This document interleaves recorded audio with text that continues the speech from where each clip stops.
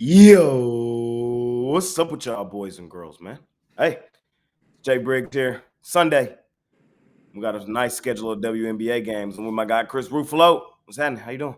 I'm doing all right, man. Yeah, it's a little bit later than we used to the layup session, but early action on the board tomorrow, so we it kind of forced our hand to do it a little bit, but still plenty of money to be made. NFL opening weekend, we're excited. This is what we're here for. So ready to break it down. How you doing?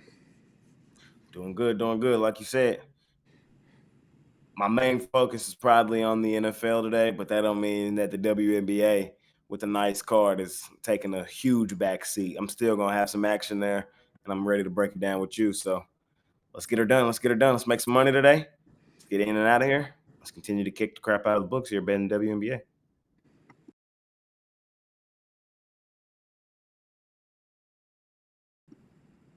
First game up, got the Minnesota Lynx out on the road facing the Washington Mystics. Lynx laying 8 here in this one. Look, I'm gonna lean towards Minnesota. Minnesota is quietly probably the best team in the WNBA. I know I keep saying it's the Liberty, but the Lynx, because of their defensive tenacity, just might be the best team in the WNBA. Look, this is a triple revenge spot at home at the crib for the Mystics, who have been the best cover team in the WNBA all season long.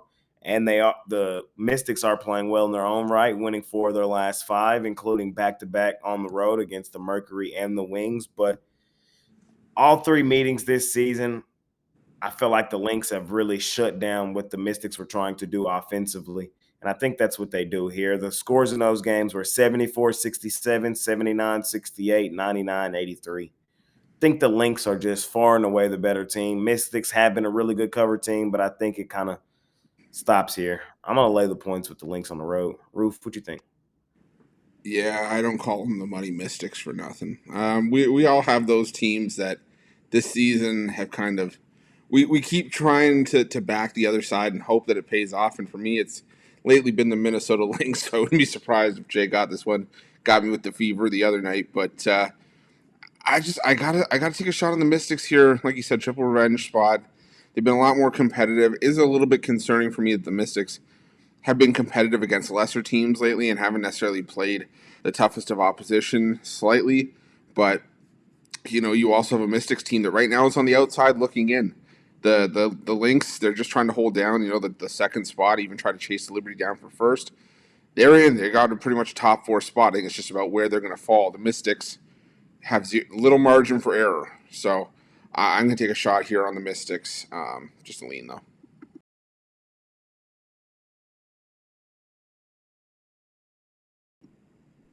Next game up, got the Indiana Fever at home at the crib with the Atlanta Dream coming to town. Ruffalo, what you liking this one? Yeah, I got burned by the Fever the other night. They got it close to the Lynx in the fourth quarter before falling apart, but I think this is another spot where the Fever, I think they bounce back at home. I think they're just heads and shoulders the better team here. The Dream, congrats, you got to win over the Dallas Aces, who just shot themselves in the foot in that game. But realistically, more often than not, over the last couple weeks, it's been the Dream that again have just kept falling flat time after time after time. And the Fever are still playing some really solid basketball at home. I'm not overcomplicating it. I just think the Fever are just, like I said, the better team here. So give me the Fever laying the 6.5. Yeah, I'm with you. I'm taking the Fever in this one as well. I did have the Lynx in that last game against them. Look, I feel like the Fever haven't been a tough team to figure out. The Fever are a middle of the pack team with one of the best players in the league. When they play a team they better than, which were doing a lot before playing the Lynx, they beat up on them and they cover. But when they play a team that's better than them, well, they're usually overrated and overvalued in those games because of Caitlin Clark and usually can take the other side. And this one right here, the Dream, I feel like the Fever, like Ruffalo said, are head and shoulders the better basketball team in this one. I think they probably win this game by 10. They probably pull away late. I'm going to lay the points to Indiana.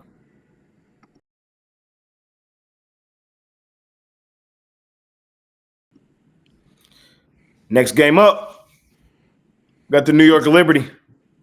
Liberty at home at the crib with the Aces coming in. Liberty laying 3.5 at home. Ruffolo, I know you love your Aces. You taking them here? I wanted to say Liberty Bibberty, but I can't. It doesn't fit the mold for me. But on the other side, I can't take the Aces here. I don't know. To me, this just feels like it's a heavyweight matchup.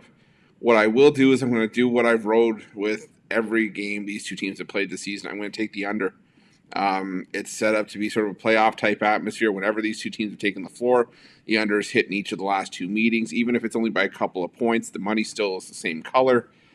I'm going with the under here. I could easily see another heavyweight, kind of fight between two teams that don't really like each other all that much. So, give me the under 168.5 in this one. Hey, best team in the league is who? Not the defending champs, not the Aces. It's not. It's the New York Liberty, man. I keep saying, and I'm staying on that train, man. I'm taking the Liberty. I'm laying the 3.5. They have won both meetings this season over the Aces. Both meetings were in LA as well. I mean, not LA, Las Vegas, where I am at currently. They both were in Vegas. The scores were 90-82 and 79-67. Now we're in New York at home at the crib where they go stupid, dummy, crazy. Yeah, sign me up.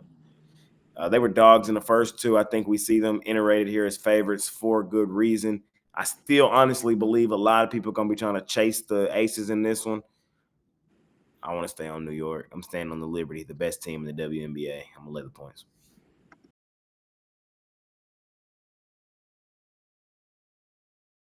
Next game up, that's Chicago Sky at home at the crib with my hometown team, the Dallas Wings, coming in. Look, of course, we all found out yesterday that Angel Reese's injury is a season-ending injury. She's done for the season, which is unfortunate. She was having a historic season, to say the least. Broke the rookie rebounding record, and didn't she just set the season rebounding record as well? So, that's crazy, bro. That's insane. And I do definitely think her presence is going to be missed with the Sky. The problem is the Wings on the road are terrible. Terrible. I think they've lost like 14 straight road games. Now you want me to lay 5 on the road? Can't do it. Won't do it. Can't. I can't. So I know Angel Reese is gone. Kennedy Carter, I believe, is back though, and I think she can do enough scoring here to go with Dallas to keep the Sky in this game competitive. If not, Chicago winning it outright. I want the points in my back pocket. I'm taking Chicago at home. Roof, what you doing here? Yeah, I got to be with you. Just in the sense that I was initially looking at the under, just because I don't know what to really expect from the from the Sky, without Angel Reese, because like you said, it is a big loss. But that being said, I still think that, like you said, Kennedy Carter, if she's back, it's going to be enough. I mean, they still have Camila Cardozo for some size inside. Is she going to be Angel Reese? No. Angel Reese, like you said, was a different animal this season. But those defensive issues for the Dallas Wings reared their ugly head once again. This is a team that was up big against the Atlanta Dream and choked it away and lost by double digits. I still don't understand how that happened. I still understand.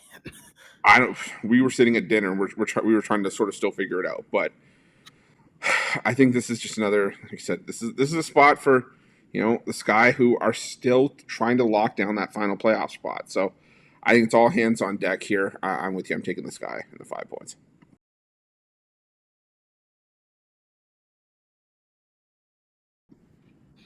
Last and final game.